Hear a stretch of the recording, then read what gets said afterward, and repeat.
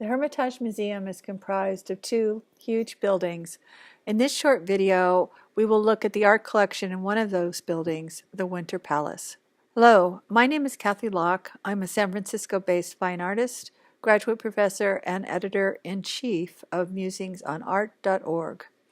The Winter Palace in St. Petersburg, Russia, was, from 1732 to 1917, the official residence of the Russian monarchs. In 1754, Empress Elizabeth began construction of the palace. It took over 8 years, covering the last years of her reign, and cost a fortune. In 1837, there was a great fire that destroyed many of the rooms, forcing them to rebuild. Most of the gala rooms that you see today at the Winter Palace were built during the late 1830s.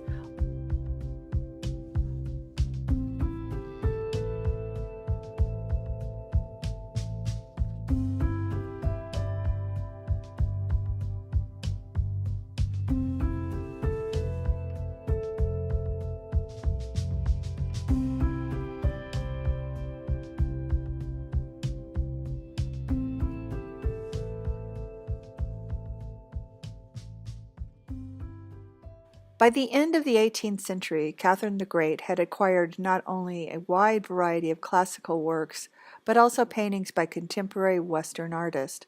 Catherine defined the trends in collecting, which set high standards that have been impossible to ignore ever since. Catherine began building her collection just 1 year after she reached the throne in 1762. She saw herself foremost as an intellectual, so she judged the paintings she purchased not by their visual beauty or artistic technique, but by their intellectual narrative.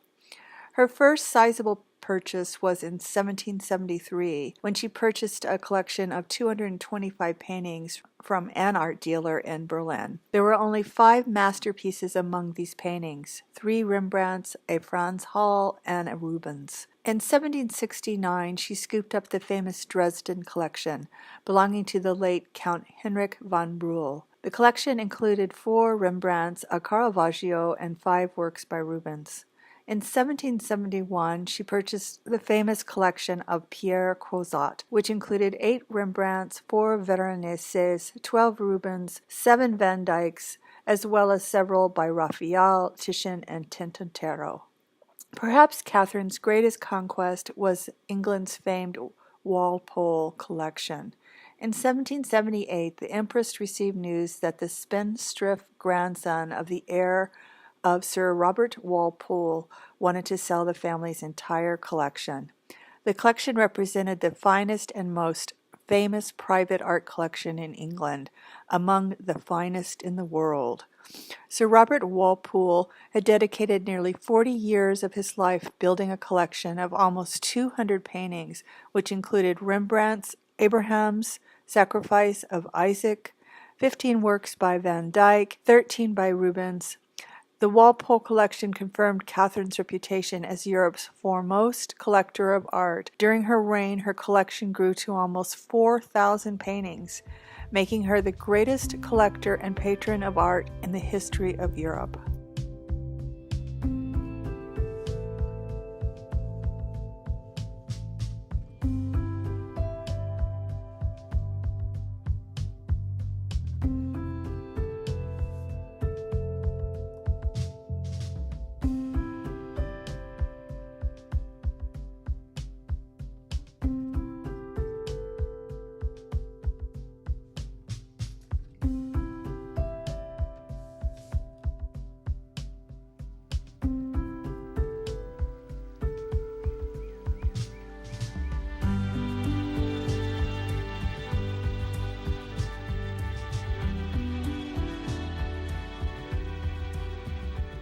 Let's take a closer look.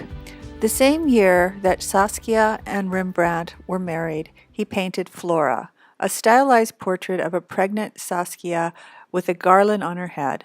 The use of garlands in paintings became popular in the early 1600s when Flemish artist Jan Bruegel the Elder and Peter Paul Rubens began using them to symbolize the Catholic Reformation. Whether or not Rembrandt was making a religious statement is unknown. Sacrifice of Isaac. During the later half of the 1630s, Rembrandt began painting dramatic, large-scale biblical and mythical scenes such as the Descent from the Cross, Sacrifice of Isaac, and Danelli. Painted at the age of 29, Sacrifice of Isaac is one of Rembrandt's most successful and mature works in his career up to this point. The circular motif is seen in the physical gestures of the three characters. Even the abandoned knife is curved. Note the importance of the hands in this painting. The angel's left hand is pointing to heaven, while his right hand holds back Abraham's left hand, forcing him to drop the knife. Abraham's right hand holds down Isaac's head, concealing his identity. Isaac's helplessness is further reinforced by having both hands bound behind his back unseen. The theme of the painting centers around the hand of God, which Rembrandt has orchestrated masterfully. This painting by Raphael, the Holy Family, marks a meteoric jump in Raphael's career. This painting was influenced by Leonardo da Vinci's Mona Lisa, which Raphael was able to see in Florence while Leonardo was working on it. After seeing the Mona Lisa, Raphael began employing devices that Leonardo da Vinci was using. Raphael's masterpiece, The Holy Family, was originally painted onto a wood panel and combines tempera and oil paint. Departure from tradition, the artist depicted Saint Joseph without a beard, hence the painting's second title, Madonna with Beardless Saint Joseph. In this painting, Raphael uses one of Leonardo's compositional inventions, the pyramid. The soft glances of the Madonna to St. Joseph, then St. Joseph to the cross child, reminds us of many of Leonardo's paintings. As well, we can see Leonardo's fumato modeling in the way Raphael painted the flesh and atmospheric perspective. In this painting, we also see Perugino's soft style in Raphael's development of the chiaroscuro's shadows on the Holy Family. Technically, this painting far outshines Raphael's earlier work in both complexity of the composition and the mastery of pure painting skill. This self-portrait, painted by Anton van Dyck early in his career, was painted in Italy. In late 1621, Van Dyck moved to Italy, where he remained for 6 years, studying the Italian masters and beginning his career as a successful portraitist. While he was there, he wanted to distinguish himself. He acted as if he was a nobleman, wearing rich garlands such as silks, a hat with feathers, gold chain across his chest, and was accompanied by servants. In a final show of prosperity, he developed a full-length portrait style, drawing on Veronese and Titian, as well as Rubens' style. Tobias healing his father, painted by Bernardo Strozzi late in his career in 1635.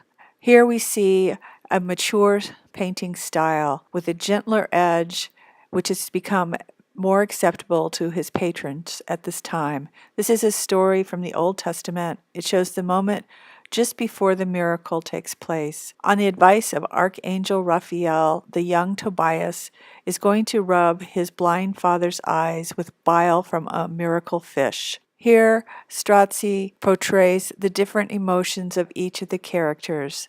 The old man sits in tense anticipation. His wife looks on with frightened hope. Tobias and the angel are attentive and concentrated. Even the white dog looks on with interest. Here we see rich color and texture, thick impasto strokes with an outwardly balanced composition. Well educated and endowed with natural talents, Catherine the Great ruled Russia for 34 years, manifesting skill in both her internal and foreign policy and gaining great authority around the world. It was she who purchased the art collections which formed the basis of today's Hermitage Museum. Well, that's it today. I welcome you to check out my artwork at kathylock.com. As well, I give tours to Russia, and all the information is on my Russian art tour site. And please visit Musings on Art for lots of interesting articles and videos about art.